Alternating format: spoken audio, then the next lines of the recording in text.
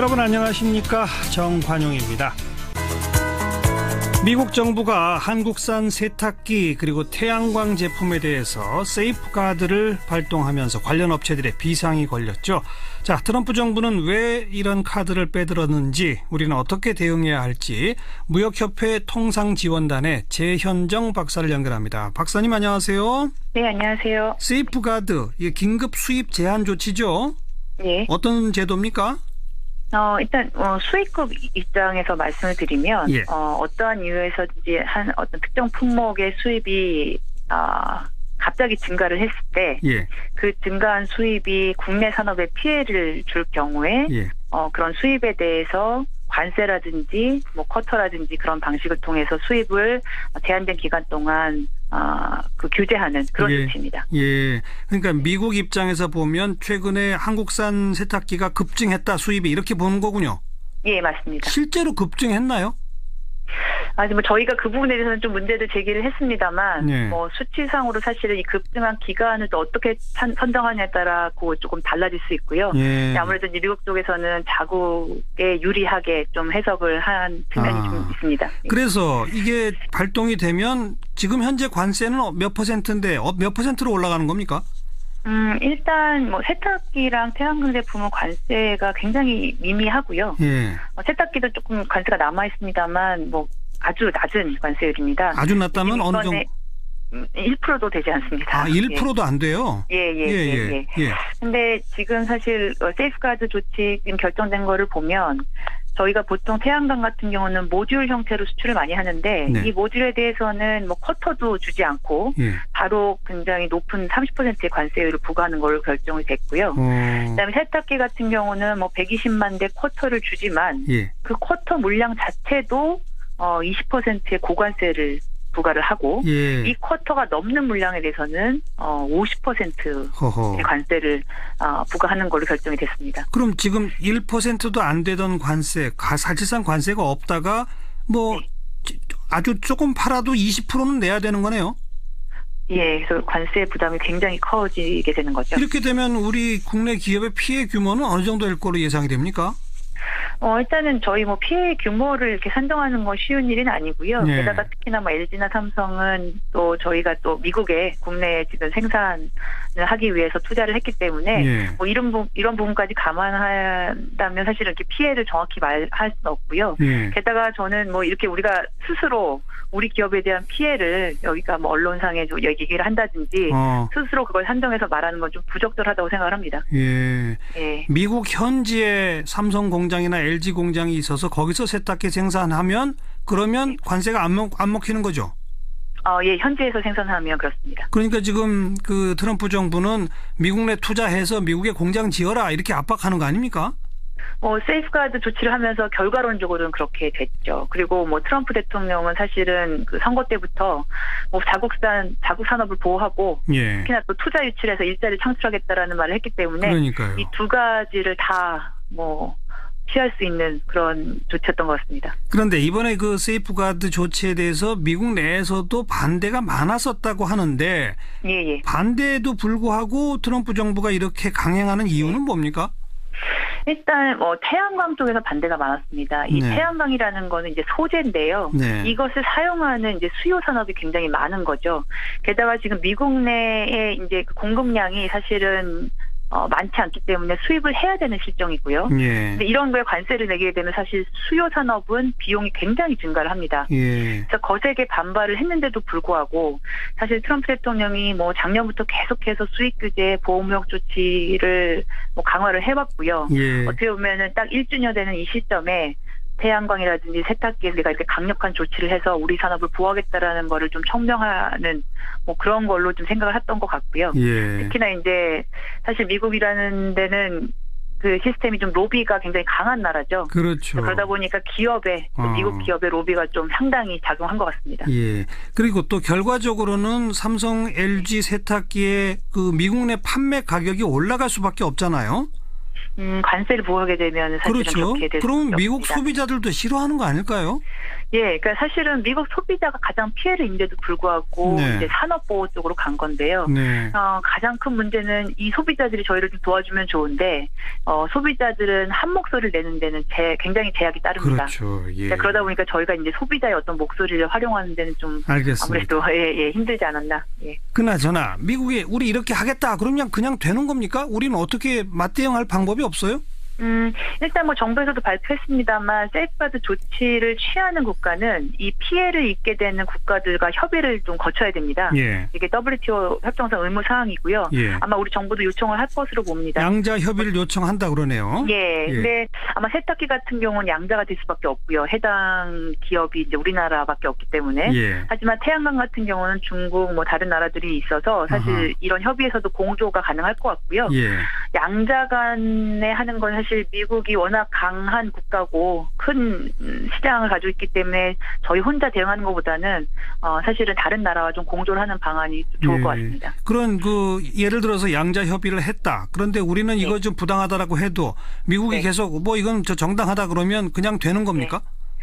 예, 사실 뭐 지금 상황에서는 트럼프 정부가 그렇게 고집을 한다 해도 저희가 막을 방법은 좀 별로 없고요. 대신 저희가 이제 WTO 제소에 이제 카드를 꺼낼 수 있는데 이거는 뭐 저희가 당연히 또 해야 되는 조치이긴 합니다만 제소를 하게 되면 또 판정이 나올 때까지 시간이 좀 걸리고요. 그 사이에서는 이런 제재 조치가 계속 유효하기 때문에 사실상 기업들의 피해를 막기 위해 방법으로는 조금 제약이 따릅니다. 그러면 뭘 어떻게 해야 됩니까? 우리 정부는. 또 기업은 어떻게 대응해야 합니까?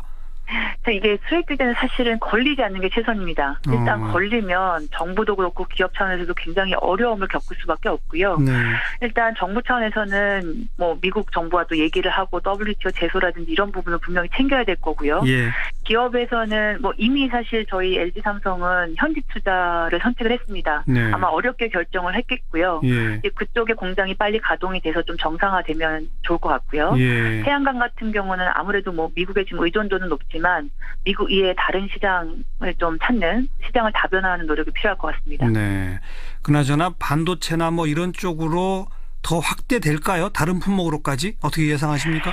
일단 이거는 확대가 될 가능성이 굉장히 큰 게요. 제가 어떤 품목이라고 말씀드리기는 좀 어렵지만 사실 세이프가드나 반덤핑 상계관세는 미국의 기업들의 제소를 통해서 이루어집니다. 그러니까 미국 정부가 나서지 않아도 미국 기업들이 이런 뭐 세이프가드 조치를 원하니까 대통령이 들어주는구나. 이렇게 시그널을 받아서 너도 나도 한번 이런 제소를 해볼까라는 어떤 분위기가 확산이 되면 사실은 어떤 산업에라도 번질 수 있는 그런 가능성은 있습니다. 단단히 각오를 해야 되겠고 미국의 통상 압력이 현실화되고 있다. 이렇게 일단 정리를 해야 되겠군요. 예, 저희가 80년대도 사실은 미국이 일본을 타겟으로 이런 조치를 많이 했었고 저희가 덩달아 상당히 피해를 많이 입었던 시기가 있는데요. 뭐 굉장히 유사합니다. 이제 이럴 때일수록 사실 기업들은 이 리스크를 인지를 하시고 저희가 수출하는 거에서도 조금 물량을 조절한다든지 이런 데 좀 신경을 많이 쓰셔야 될 것 같습니다. 아까 말씀하신 또 시장 다변화도 해야 되고요. 네, 오늘 고맙습니다. 예, 감사합니다. 무역협회 통상지원단의 최현정 박사였습니다. 지난 2009년 배우 장자연 씨 스스로 목숨을 끊으면서 유력 인사들의 성접대를 강요받았다. 이런 문건을 남겼죠. 최근에 검찰 과거사위원회가 이 사건의 재조사를 고려하고 있다. 이런 소식이 전해지면서 바로 어제 여성단체들이 기자회견을 열고 철저한 재수사를 촉구하고 나섰습니다. 성매매 문제 해결을 위한 전국연대의 정미래 공동대표를 연결해봅니다. 정 대표님 안녕하세요. 네, 안녕하세요. 이게 벌써 오래전 일이라 이른바 장자연 리스트 이렇게 지금 알려져 있는 그거죠? 네, 맞습니다. 장자연 씨가 직접 뭐 편지도 쓰고 뭐 이런 것들을 가지고 보도까지도 했었는데 그때 수사한 결과가 어떻게 됐었습니까? 예, 일단 좀 간단하게 말씀드리면 수사 결과는 당시에 이제 여러 명의 이름들이 거론이 됐던 사건이거든요. 그리고 여기에서 구체적으로 그 본인이 일종의 이제 유서와 같은 그 본인이 직접 쓴 그 글에서 자기가 어떤 피해를 입었고 거기에 거론된 수많은 사람들의 이름이 있었고 그거를 저희가 이제 일명 장자연 리스트라고 얘기를 하는데요. 이 사람들에 대한 수사가 이루어졌다라고 이제 경찰은 이제 수사를 30년이 넘게 수사를 했던 사건입니다.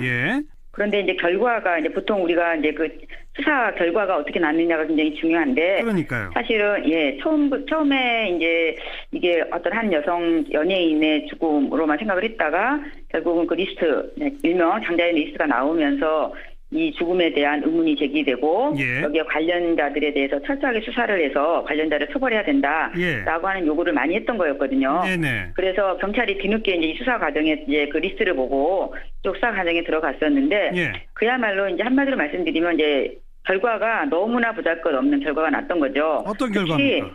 그러니까 거기 안에 이제 거론됐던 수많은 사람들 30명 정도의 사람들이 수사를 받은 걸로 알고 있는데 특히 이제 그 중에는 이제 언론사 대표의 이름도 있었고 드라마 PD로 지명된 사람들도 있었고 또 이제 관련되는 또 기업체 대표 뭐 여러 사람들이 거명이 됐던 거였습니다. 근데 결국에 가서는 이제 이 사람들이 경찰에서는 이제 많은 그 내용을 보냈다라고 했지만 실제로 결국에 가서는 이제 전 소속사 대표라는 사람, 그 사람하고 그 매니저, 전 매니저 이 리스트를 밝힌 이 사람에 대해서만 이제 아주 낮은 처벌 정도로 이제 갔던 그런 결과를 냈기 때문에 많은 국민들이 여기에 대한 공분을 일으켰던 그런 사건이라고 볼 수 있습니다. 그러니까 장자연 씨의 소속사 대표와 매니저만 뭐 강요했다, 폭행했다, 뭐 이런 거 정도로 약한 처벌을 받았다 이거죠?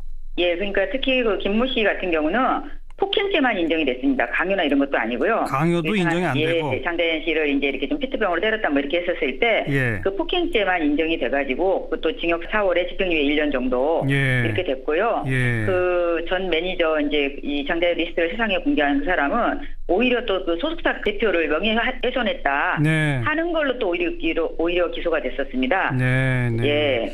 그러니까 실질적으로 문제가 되었던 사람들에 대한 결과는 하나도 없고. 그분들은 전부 무혐의 불기소 처분이 돼버리고요. 오히려 아주 이제 소속사 그 전 대표라는 사람하고 그 기획사 관련되는 그 전 매니저라는 이 두 사람에 대해서만 다른 형태로 처벌이 되는 이런 사건이죠. 그러니까 검찰의 수사 결과로는 장자연 씨가 남긴 문서들에 등장한 모든 사람들은 아무 잘못이 없다 이거로군요. 네, 그렇죠. 그러니까 이분은 그 본인이 그 리스트를 밝혔을 때 자기가 끊임없이 술자리에 대한 요구를 받았고 그것 때문에 내가 정신과 치료까지 받고 있고 또 내가 접대한 사람들은 또 잠자리까지 강요받았고 또 방 안에 갇혀서 온갖 이렇게 협박과 욕설 이런 것들 시달려왔다. 이런 것들을 구체적으로 명시했고 구체적으로 거기다 쓰고 있거든요. 또 자기를 계속해서 불러서 접대를 시켰고 심지어 너무나 가슴 아프게 그 부모님 그 어머니 그 제사 거기도 못 가고 이렇게 가서 자기가 접대까지 했었어야 됐다. 이런 얘기까지 있었거든요. 그래서 이거는 인간적으로 할 수 있는 일들이 아니지 않습니까? 그래서 이런 것들을 정말 본인이 살아있을 때 이런 걸 세상에 밝히지 못하고 정말 유서 형태로 자기가 써놓은 것들이 이제 결국 사람이 사망하고 나서야 세상에 이제 알려지게 됐고 그랬을 때 우리가 거기서부터 읽어야 되는 것들은 이분이 살아생전 본인이 살아가고자 했던 그 내용이 무엇인가를 읽어야 되는데 경찰은 그나마 조금 수사를 한다고 여러 가지를 해가지고 검찰로 넘겼지만 검찰에서는 그거에 대해서 구체적인 범죄 입증을 할 수 없다라든지 뭐 이런 식으로 해가지고 위야무야 돼버리다 보니까 알겠습니다. 그런 문제를 갖게 되는 거죠. 어제 여성단체들이 이 검찰을 이거 철저하게 재수사해야 한다라고 하시면서 장자연은 살아있다 이렇게 외치셨다는데 어떤 뜻입니까? 장자연이 살아있다라는 말은요. 그러니까 이제 사회적 의미로서 이 사건의 사회적 타살이라고 저희는 보고 있습니다. 그러니까 개인이 사망을 했지만 그 이후에 이것에 대한 진실을 밝히고 재발 방지를 만들어내는 것이 그 사람의 죽음에 대한 우리가 해야 될 일이었는데 오히려 사회적으로 이걸 제대로 하지 못함으로써 다시 한번 2차, 3차 계속해서 이 사람을 죽이게 됐다라고 하는 이런 의미에서 사회적 타살이라고 봤던 거였고요. 그 의미에서 다시 한번 이것이 이제 과거사라고 하는 이 부분 그리고 검찰의 어떤 개혁을 해나가는 과정에서 밝혀졌긴 했지만 이 사람이 다시 소환되어서 이 과정에서 새로운 형태의 부정부패, 그다음에 권력 유착의 문제, 정치검찰의 문제 이런 고리를 끊을 수 있는 계기를 만들어줬기 때문에 저희가 장자연은 살아서 돌아왔고 그가 그 싸늘한 죽음으로써 견디지 못하고 써놓은 그 무수한 기록들 이것을 살아있게 해서 우리가 이 문제를 해명해 나가자라는 의미로 저희가 장자연은 살아있다고 표현을 했습니다. 그런데 이미 장자연 씨는 세상을 떠난 지 한참 됐고 그 9년 전 수사에서도 뭐 검찰이 의도적으로 그랬든 뭐가 어쨌든 뭐 제대로 처벌을 못했는데 지금 재수사하면 처벌 확실히 할 수 있을까요? 저희는 이거는 이 검찰이 과거사 문제라든지 적폐청산의 여러 가지 과정에서 한 정부가 이 장자연 씨 사건에 대해서 제대로 진실을 밝히는 것을 뛰어넘지 않고서는 주로 인권 여성 모든 사람들과 더불어 특히 여성 연예인들의 인권의 문제 이런 부분들을 해결할 수 없다라고 보여지고 있습니다. 그나마 우리 사회가 최근에 본인들이 받았던 여러 여성 연예인들의 문제라든지 영화 산업계의 문제라든지 이런 것들을 통해서 소위 말하면 이제 미투 운동 이런 것들이 드러나고 있지 않습니까? 폭로가 이어지고 있죠. 예, 그런 활동들이 이루어지고 있기 때문에 이번에야말로 이번이 또 기회이기도 하지 않겠습니까? 이번 기회에 철저하게 재수사해서 명명백백하게 이 사건들을 밝혀낸다라고 한다면 국민들의 신뢰가 훨씬 더 높아질 거라고 생각하고 있기 때문에 가능할 거라고 생각하고 있습니다. 네, 알겠습니다. 검찰 어떻게 하는지 함께 좀 지켜보죠. 오늘 고맙습니다. 네, 감사합니다. 성매매 문제 해결을 위한 전국연대 정미래 공동대표였습니다. 윤태곤의 뉴스 사이다. 윤태곤 실장 어서 오십시오. 네, 안녕하세요. 오늘이 문재인 대통령 생일이라고요? 예, 문 대통령이 53년 1월 24일 생이니까 오늘 65번째 생일이에요. 네. 보통 대통령 생일은 이제 단신거리로 지나가죠. 이번에 좀 여러 가지로 주목을 많이 받고 있지 않습니까? 광고도 하고 그래가지고요. 예, 뭐 지하철 광고, 그다음 뉴욕에도 광고했다고요? 예, 서울 10여 개 지하철역에는 이제 한 달 동안 광고가 걸려 있고 뉴욕 타임스퀘어에도 이틀간 광고. 문재인 대통령 지지자들이 이제 모은 거죠.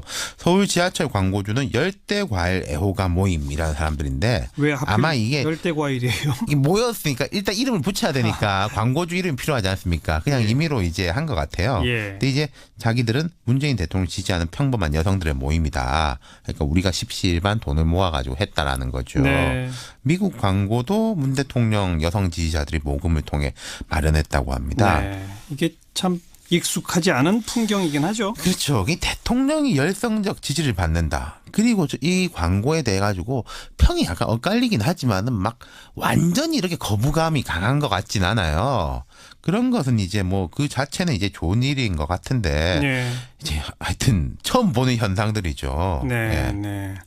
그리고 오늘 하루 종일 뭐 포털 검색어에 이 평화올림픽 또 평양올림픽 이게 동시에 등장했다는데 이게 무슨 일입니까? 그러니까 어제인가부터 SNS하고 몇몇 온라인 커뮤니티에는 문프 생신 선물 검색어 이벤트라는 내용의 글이 올라왔어요. 문프는 이제 프레지던트 문재인 대통령 별칭이죠. 그 이제 내용인즉슨 문 대통령 생일에 오전 10시, 12시, 오후 2시, 오후 4시, 6시에 네이버와 다음에 평화올림픽 키워드를 집중으로 검색하자. 그래서 이 검색어로 띄워 올리자. 대통령이 최근에 이제 평화올림픽 많이 강조했잖아요. 이제 그걸 이제 올리자는 거였죠. 그러니까 그걸 생일 선물로 그런 검색어를 좀 1등으로 올려보자. 그렇죠.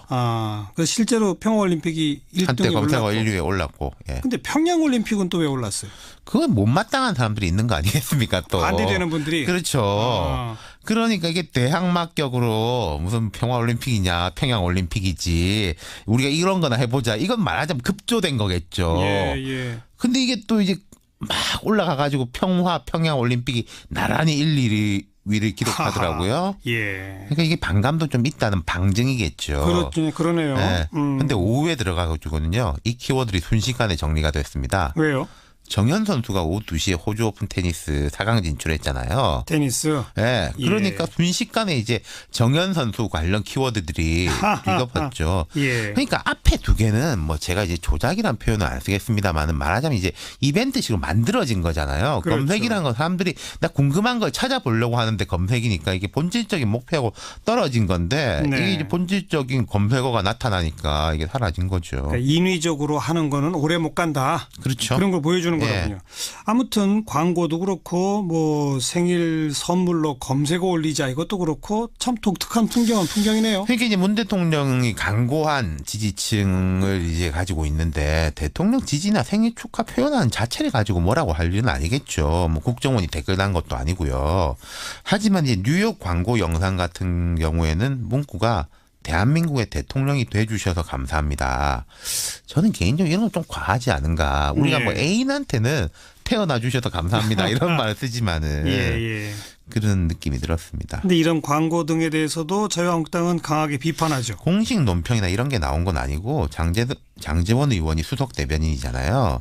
본인 페이스북에 이제 여론 조작이다 이렇게 강하게 비판을 했는데 여론 조작? 예. 이게 이제 포털에 여론 조작을 하는 거다 이런 식으로 해서. 근데 이게 저는 정치권의 아쉬움이 큰 게요. 특히 오늘 같은 날에는 야당이 대통령 생일 축하하는 덕담을 점잖게 했으면 어땠을까. 과거에는 난도 보내고 뭐 이런 풍습도 있었지 않습니까? 오늘은 축하 난 안 보냈답니까? 그런 뉴스를 제가 못 봤어요 지금까지. 보냈겠죠.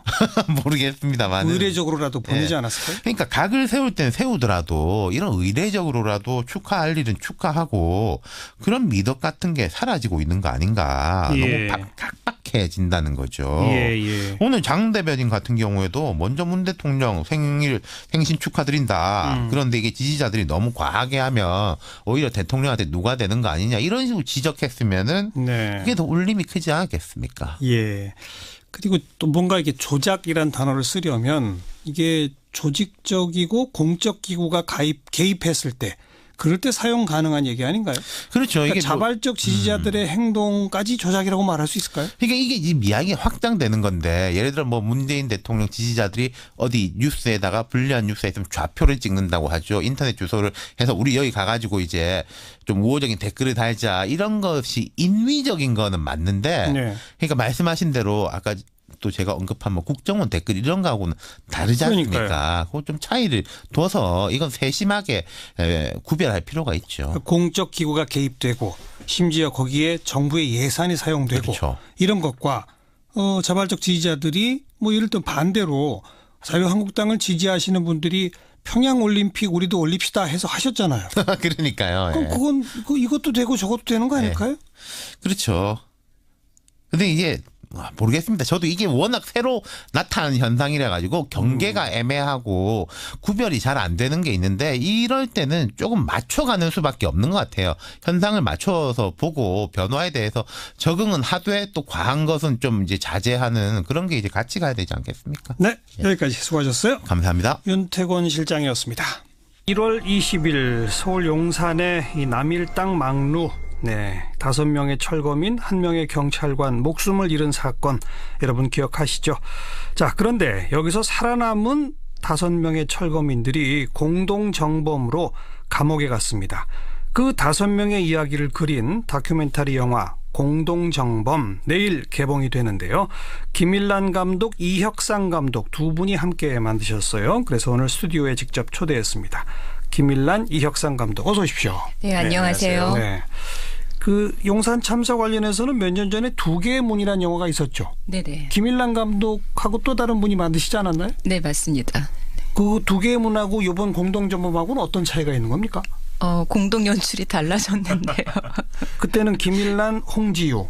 이번엔 김일란, 이혁상. 네네. 제가 치고 들어왔습니다. 그거밖에 차이가 없습니까?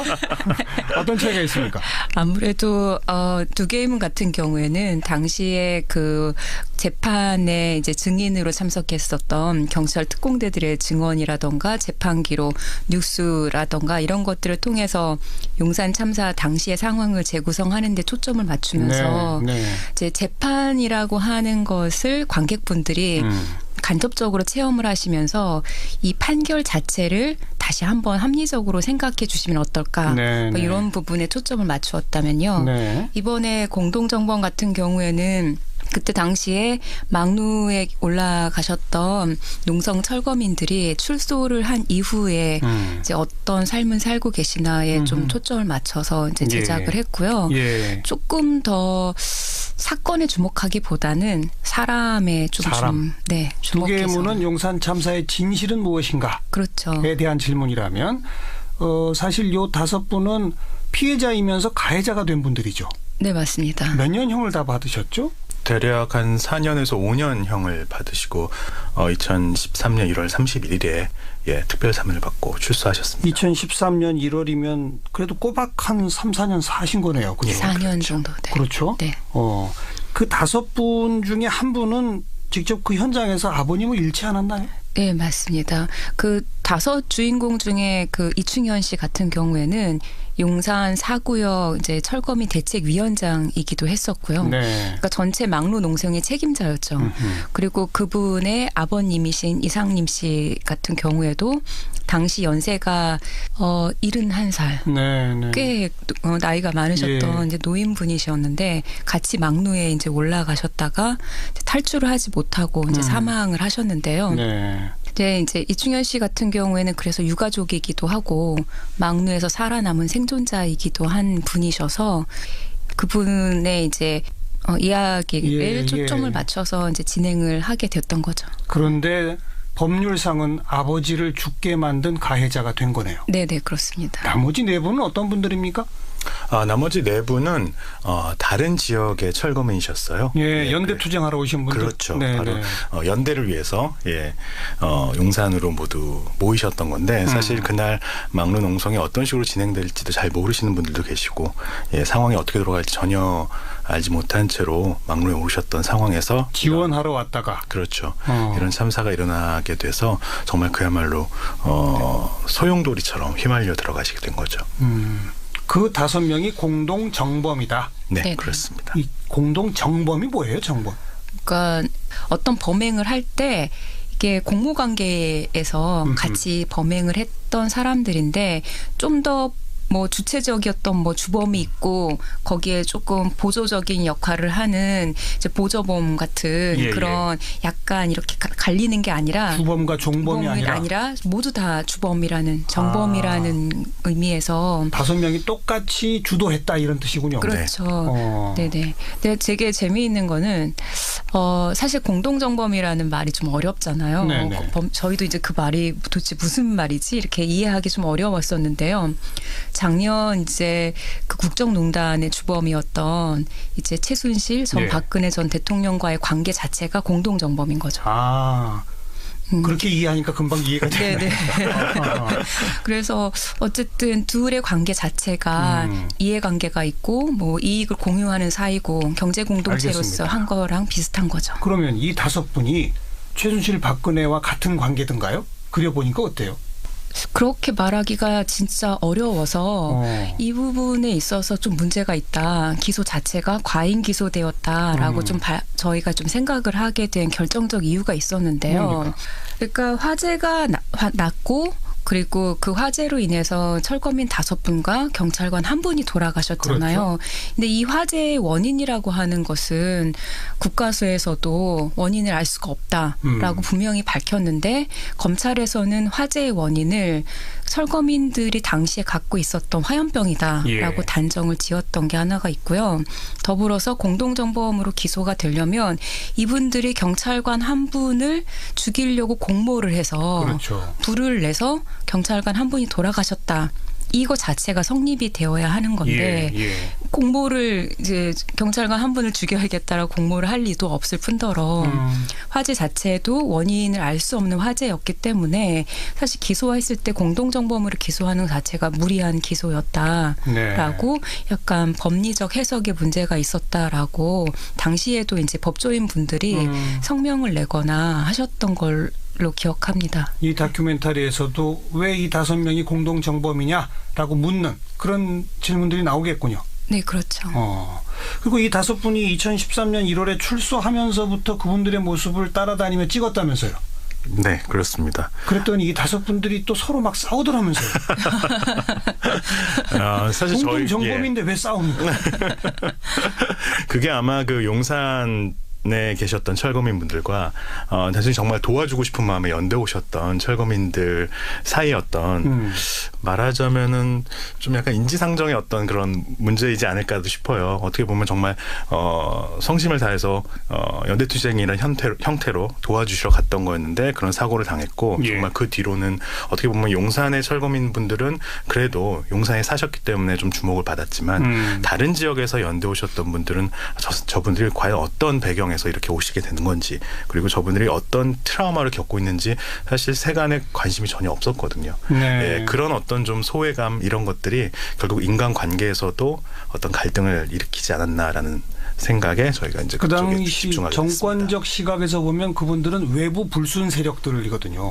맞습니다. 외부 세력이죠, 정말. 특히 또 외부 불순 세력, 네. 그렇죠. 뭐 이런 식으로 보통 지칭이 되고 네네. 언론에도 그런 식으로 많이 보도가 됐었고, 그러니까 생생하게 그분들을 따라다녀 보니까 어떤 문제가 있던가요? 너무 많은 문제들이 있었는데요. 일단 가장 기본적으로는 이분들이 참사의 트라우마가 너무 심해서 각자의 고통이 너무 심하시더라고요. 그러니까 거기 저희 주인공 중에 한 분인 지석준 씨 같은 경우에는 막루에서 떨어지면서 이렇게 잘못 떨어지시는 바람에 두 발 모두 다 발목이 분쇄되니까 부러지고 조각나는 그런 큰 부상을 입으셨고 척추도 다치셨어요. 예. 그래서 1년 동안 전신 마취를 하는 큰 수술을 15번 정도 받으실 아이고. 정도였고 그 이후에 재활 과정도 굉장히 힘드신 상황이셨고요. 또 다른 분들 같은 경우에는 그 트라우마가 너무 심해서 정신과 치료를 받는다던가 하는 네. 경우도 있으시고요. 네. 그리고 이 재개발 문제가 해결되지 않아서 출소하고 왔는데도 이 재개발 문제가 여전히 해결되지 않은 정말 반파된 집에서 사시는 분들도 있고요. 네, 네. 그러니까 이분들이 왜 농성을 했느냐도 중요했지만 참사 이후에 겪고 있는 이 일상의 고통을 알리는 것이 저희한테는 좀 되게 중요한 문제가 되더라고요. 사람들은 잊고 있는데 그쵸. 일상의 고통 속을 빠져나오지 못하고 있더라. 그렇죠. 그리고 그분들의 마음 속에는 뭐가 들어있던가요? 근데 이 한편에서 이 억울함이 있잖아요. 그 재판이 부당했기 때문에 갖고 예. 있었던 그 억울함을 아무도 알아주지 않고 공동정범으로 엮이면서 이 하나의 운명 공동체가 된 것에 대해서 서로를 원망하는 감정이 또 폭발하시더라고요. 서로를 원망해요? 네네. 그러니까 이 사실은 국가에 의해서 부당한 재판에 의해서 범죄자가 되어서 모두 다 감옥에 갔다 오셨는데 그 원인을 서로에게 찾는 거예요. 네 탓이다. 그래요? 네. 아무래도 실질적으로 책임지는 사람이 없다 보니까 바로 옆에 있는 사람을 원망하는 그런 상황이 되더라고요. 그래요. 네 탓이라고 하는 얘기들을 직접 하던가요? 사실 그 부분에 있어서는 좀 복잡한 감정이신 것 같아요. 이분들이 어쨌든 한때는 동지셨고, 예, 그리고 성심성의껏 정말 서로를 돕기 위해서 올라가셨던 거여서 원망도 되지만 한편으로 또 걱정도 되는 그런 복잡한 마음이 있으셨던 것 같습니다. 어디다가 탓할 수가 없으니까 옆에다 하는 이런 예, 건가요? 그렇죠. 이 문제에 대해서 정말 그 당시 대통령이었던 이명박 전 대통령과 그다음에 당시 경찰청장이었던 김석기 현재는 국회의원이죠. 네. 이분들이 어떠한 뭐 책임이나 이런 것들도 지지 않았기 때문에 결국 국가에 의해서 이것이 진상규명이 이루어지거나 책임 소재가 명확히 갈라지지 않은 이런 상황에서 자연스럽게 정말 내 주변에 있는 사람들에게 그 원망이 향하는 것은 네. 어떻게 보면은 많은 이런 참사에서 흔히 목격될 수 있는 그런 상황인 것 같습니다. 결국은 사회적, 국가적 폭력의 희생자들이 개개인의 삶이 피폐해질 뿐 아니라 그들의 공동체마저 붕괴되더라. 그렇죠. 이 참사를 겪는 사람들은 대체로 그 원인이 어디에 있을까를 고민하게 되잖아요. 어디서부터 이 사건이 시작됐을까? 내가 만약에 용산에 연대를 가지 않았더라면 어땠을까? 연대를 가신 분들은 그런 생각을 하게 되고요. 또 한편에서는 연대를 오라고 하신 분들은 더 미안해지는 상황이 발생을 하잖아요. 내가 연대 오란 얘기를 해서 저 사람이 저렇게 불행을 겪고 있구나. 그렇죠. 자책하게 되기도 하고 그런 감정들이 서로를 원망하는 감정으로 점점 더 증폭되면서 이게 갈등이 심화되는 과정을 저희는 옆에서 지켜봤었고요. 그래서 처음에는 이러한 과정을 다큐에 담아야 하는 것일까. 어떤 기자분은 집안 싸움 같다 뭐 이런 얘기도 하시기도 했었는데 하나의 공동체가 겪고 있는 내밀한 그런 어려움, 고통 이런 것들을 다큐에 담는다는 게 사실 저희한테는 좀 망설여지는 지점이었었는데 그래도 이분들이 이러한 갈등이 그냥 사적으로 이렇게 문제가 생기는 게 아니라 자세히 들여다보니까 정말 억울함과 자책과 참사의 피해와 이 국가로부터 국가 시스템으로부터 발생한 감정이구나라는 걸 깨닫게 되면서 이걸 다큐에 담아야겠구나 이런 생각을 하게 됐던 거죠. 이분들이 출소 후에 이렇게 뭐 정기적으로 모이거나 만나거나 그런 게 있었어요? 어때요? 이분들이 이제 출소를 하시고 동지회라는 걸 만드셨어요. 그래서 좀 서로의 아픔이나 이후에 어떤 진상규명 과정에 좀 보탬이 되고자 이렇게 정기적으로 이렇게 모이는 자리를 만드셨는데 사실 그 자리에 이 공동정범의 주인공 이충현 용산 사구역 위원장 같은 경우에는 불참을 하는 그런 상황이었습니다. 그러다 보니까 더 갈등이 커지고 왜 우리가 이렇게 모이는데 용산 사람들은 오지 않느냐 이러면서 또 반목이 심해졌던 것 같아요. 왜 안 오신답니까? 일단 이 이충현 위원장 같은 경우에는 그런 모임보다는 그런 어떤 굉장히 사적이고 감정적인 교류를 하는 모임보다는 이 진상규명을 향한 어떤 대의 명분이 굉장히 중요했던 사람이어서 오히려 그런 작은 모임보다는 큰 집회나 이런 곳에서 용산의 문제를 이야기하는 그런 좀 공적인 활동을 좀 더 중요하게 생각하셨던 것 같아요. 근데 어떻게 보면은 사실 이렇게 내 옆에 있었던 사람들의 감정에 귀 기울이고 그 감정을 좀 풀어주는 그런 관계가 사실 이 피해자들 그리고 생존자들 사이에서도 필요했던 건데 어떻게 보면 어디에 무게를 두느냐의 차이 때문에 결국 이런 갈등이 일어났던 것 같습니다. 그러니까 나머지 네 분은 또 더 서운하겠군요. 네, 그렇죠. 그렇죠. 우리가 왜 누구 때문에 이렇게 됐는데 이런 말들이 그래서 또 나오겠군요. 그렇죠. 그나저나 이분들은 뭐 아까 뭐 여러 차례 수술 받고 이런 분들도 있었고 정신적 트라우마도 말씀하셨는데 지금 생계는 어떻게들 꾸려가십니까? 이후에 그래도 이전에 하던 뭐 호프집을 다시 열어서 하시거나 아니면 새로운 정말 일 그래서 음식을 다시 배우셔서 계속해서 뭔가 이렇게 자그마한 식당 일을 하시기도 하시고 또 직업 훈련을 받기도 하시는데 또 어떤 분들은 굉장히 적응을 잘 하셔서 자신의 삶을 잘 이끌어 가시는 분들도 계신 반면에 여전히 또 이렇게 그 새로운 무언가에 적응하시는 거를 힘들어 하시는 그리고 또 계속해서 뭔가 이렇게 반복적으로 그 트라우마와 기억들 이런 것들이 계속 돌아오시나 봐요. 왔다 갔다 이렇게. 특히나 2009년 1월 20일이었으니까 사실 딱 요맘때 1월에 접어들기만 하면은 뭔가 이렇게 마치 자명종이 알람처럼 울리는 것처럼 이 몸과 마음이 반응을 한다라고 하시더라고요. 더 힘들어지고. 그래서 요맘때가 가장 힘드신 것 같아요. 그런 어떤 트라우마들이 사실 계속해서 일상생활을 잠식하고 있는 것 같다는 생각이 듭니다. 그분들 모습을 카메라에 담아서 우리가 다큐로 만들겠습니다 하니까 다들 흔쾌히 동의하시던가요? 그거는? 사실 처음에는 모든 분들이 일단 이 용산 참사의 진상 규명을 위해서 뭐라도 해야겠다라는 마음이 너무나도 그 열망이 너무나도 강하셨기 때문에 흔쾌히 그 승낙을 하셨고요. 근데 저희가 이제 전작인 2개의 문이 그래도 좀 사회적으로 반향을 얻기도 하고 많은 분들에게 용산을 새롭게 환기시켰던 그런 기능을 했던 것을 기억하시고 우리가 또 새로운 다큐멘터리를 찍게 된다면 2개의 문처럼 용산을 다시 한번 이야기할 수 있지 않을까라는 그런 마음에서 승낙을 하셨지만 저희가 다큐를 만드는 과정에서 이 내부의 어떤 갈등과 인간관계에 대해서 주목을 하면서 약간 이걸로 포커스를 이동하겠습니다라고 했을 때는 사실 많은 분들이 약간의 주저함이 없지는 않으셨던 것 같아요. 왜냐하면은 용산에 대한 이야기를 하는 것과는 또 별개로 이건 어쩌면은 좀 남들에게 보이기 싫은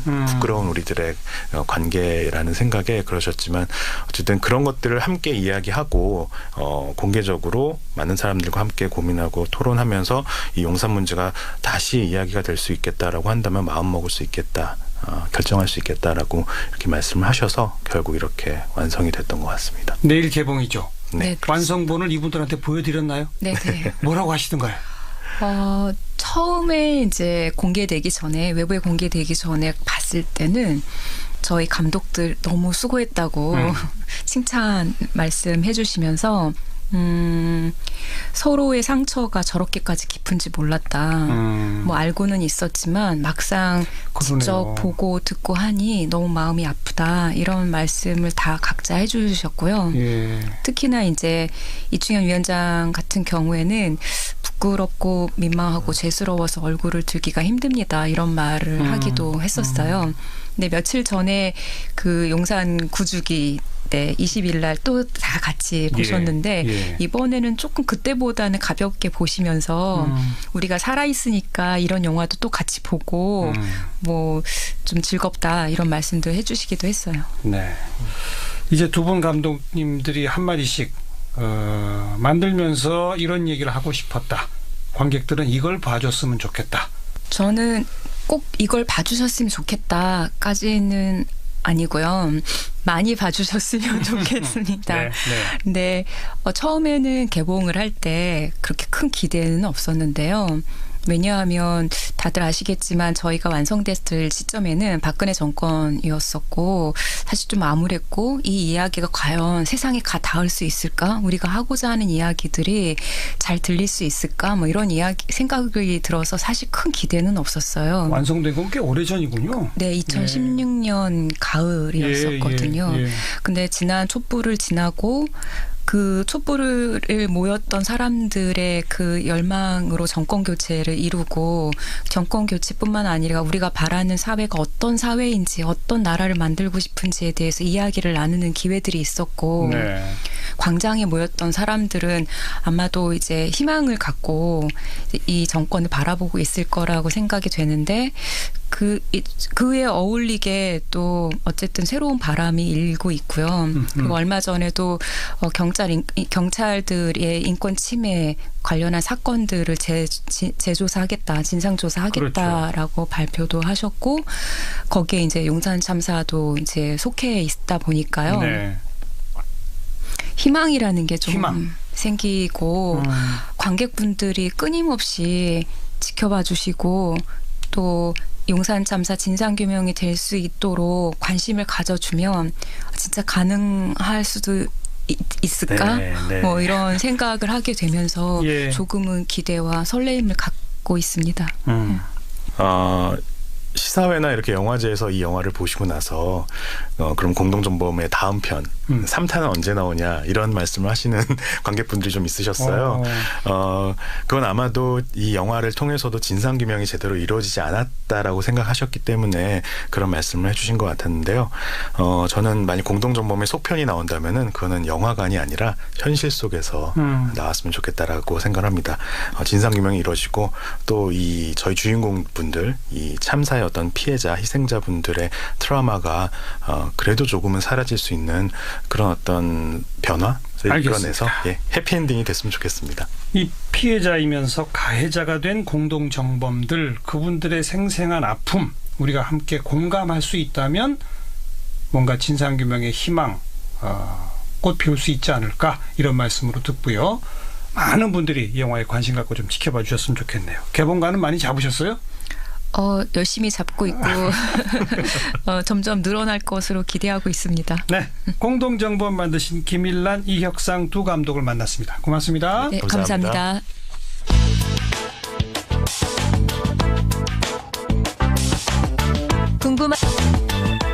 사운드 오브 뉴스입니다. 김민아 기자 어서 오세요. 안녕하세요. 들어볼 소리는요? 항상 이 시간에는 좀 우울한 뉴스를 많이 전해드렸는데요. 오늘은 모처럼 기분이 좋은 소식을 준비했습니다. 같이 들어보시죠. 대한민국 테니스 역사상 처음으로 그랜드슬램 준결승이 눈앞에 보입니다.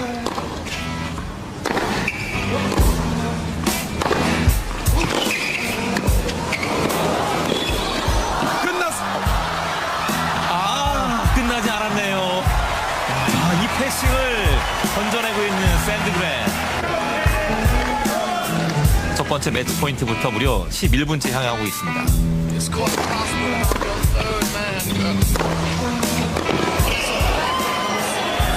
자, 끝났습니다. 대한민국의 정현은 세트 스코어 3대0으로 이제 호주 오픈 준결승에 진출합니다.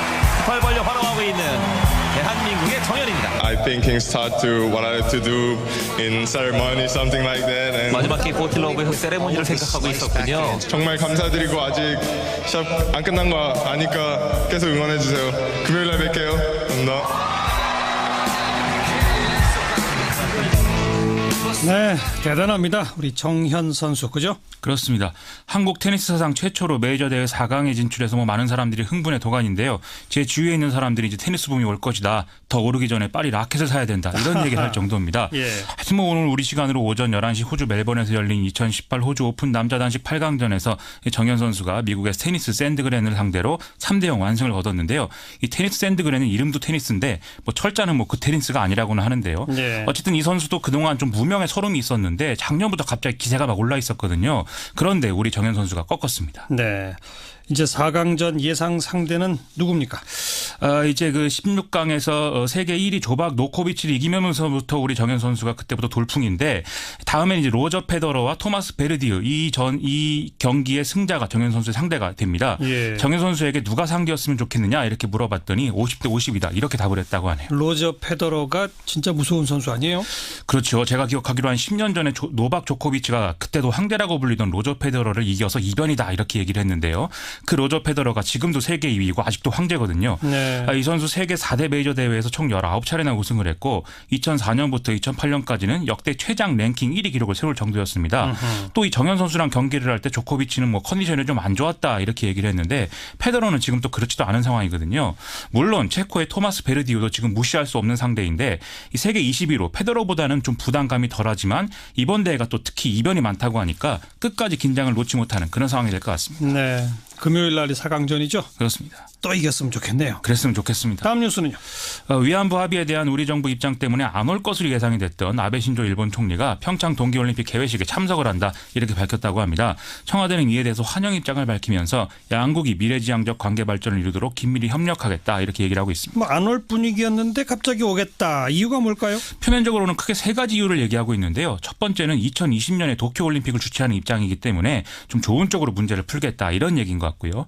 두 번째는 문재인 대통령을 직접 만나서 이 위안부 합의에 대한 새로운 조치를 요구하는 것은 받아들일 수 없다. 이 얘기를 분명히 하겠다라는 겁니다. 네. 세 번째는 대북 압력을 최대한 높인다는 방침이 흔들려서는 안 되고 인도적 지원 재개 문제 이런 것들에 대한 반대 입장을 좀 전달하겠다라는 건데요. 하지만 이게 다라고 볼 수는 없고 또 다른 배경이 있다고도 봐야 되겠죠. 뭐예요? 또 다른 게? 일단 아베 신조 총리의 올해 최대 현안이 이제 개헌인데요. 개헌은 재무장을 하는 것이기 때문에 두 가지 질문에 대한 답이 있어야 됩니다. 첫째는 이제 무엇을 위한 재무장이냐 이 점이고요. 두 번째는 그럴 경우에 주변국과의 관계 악화를 어떻게 감당할 것이냐 이 점이거든요.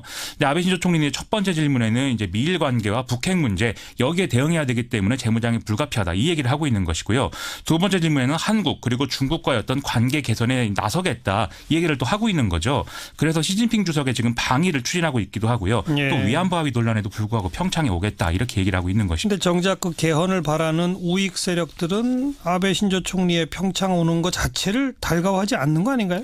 그렇습니다. 그래서 지금 자민당 내의 다른 파벌에서는 뭐 평창에 대해서 반대 목소리도 지금 내고 있는데요. 하지만 또 이런 면도 있는 것 같습니다. 아베 신조 총리가 엊그제 의회 연설에서 특별히 한일 관계를 좀 격화를 했고 또 고노다로 외상이 독도 망언을 하지 않았습니까? 그게 이제 이 평창에 오는 것에 대한 어떤 그 균형을 맞추는 이런 사전 정지 작업이 아니었느냐 이런 해석도 좀 가능한 상황인 것 같고요.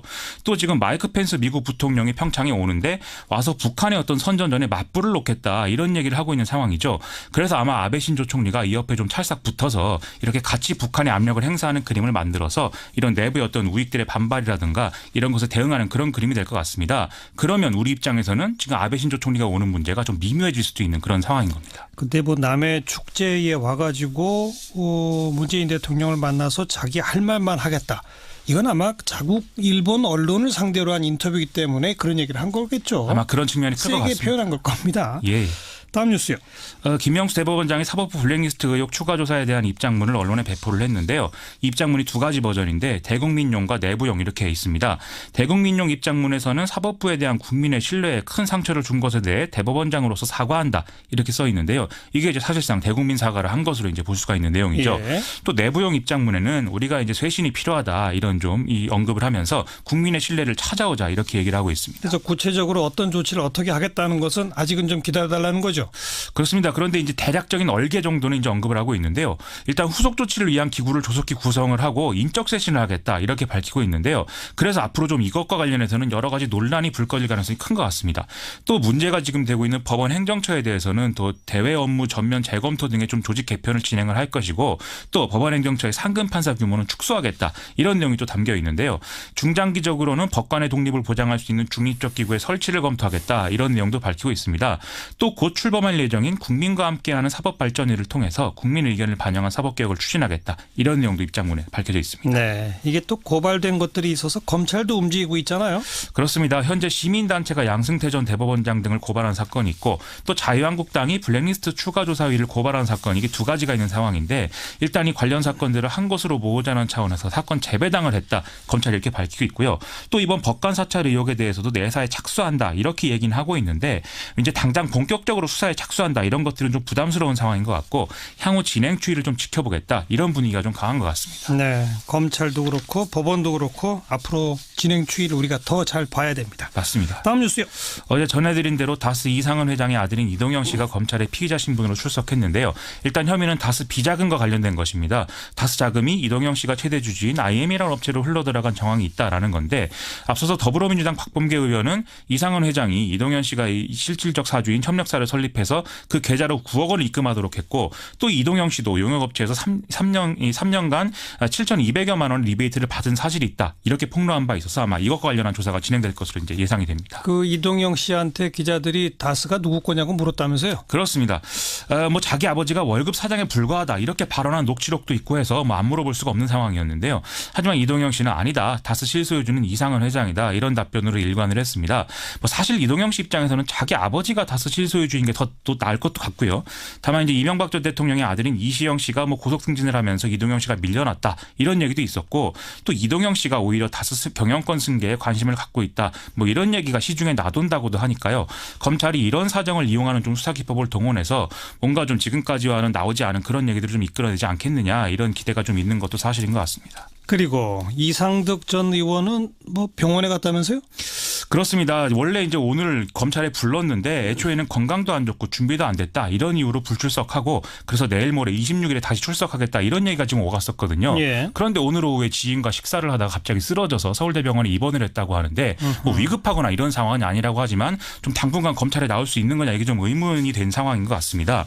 또 이제 국정원 특활비에 대한 검찰 수사는 계속 진행 중인 상황인데 어제 민병두 의원의 폭로도 있었던 만큼 대북 공작금 유용 문제로 지금 확대되고 있거든요. 검찰은 최근 최종욱 김남수 전 국정원 3차장을 비공개로 소환해서 이 대북 특수공작비 관련 자금 유용 의혹을 조사했다고 하는데 이 돈들이 또 특활비와 마찬가지로 청와대에 상납됐을 가능성 이것을 이제 보고 있다고 해서 좀 주목이 되는 상황입니다. 예. 또 내일은 지난 2011년 민간인 사찰 의혹 사건을 무마하기 위해서 당시 국무총리실 공직윤리지원관실에 근무했던 장진수 씨에게 국정원 자금을 전달한 의혹을 받고 있는 장성면 전 청와대 비서관에 대한 영장 실질심사가 진행된다고 하는데요. 구속이 되면 그 다음은 권재진 전 법무부 장관 소환으로 이어질 것으로들 보는 모양입니다. 여기까지 수고.